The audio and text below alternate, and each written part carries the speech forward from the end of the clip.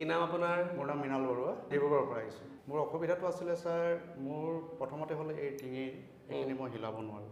L3, L4, L5 তো এইকেইটা মোৰ প্ৰব্লেম আছিলে, সেইটো কাৰণে মই হাউলিব নোৱাৰোঁ, বাইক চলাব নোৱাৰোঁ, স্কুট চলাব নোৱাৰোঁ। এতিয়া সদ্যহতে মই ডিঙিটো ইয়াতে ঘূৰাব পাৰিছোঁ এনেকৈ সম্পূৰ্ণ কৰি। আৰু মোৰ যিটো কঁকালৰ প্ৰব্লেম আছিলে, কঁকালৰ প্ৰব্লেমটো এতিয়া প্ৰায় মই 80% এতিয়া মই ভাল পাইছোঁ।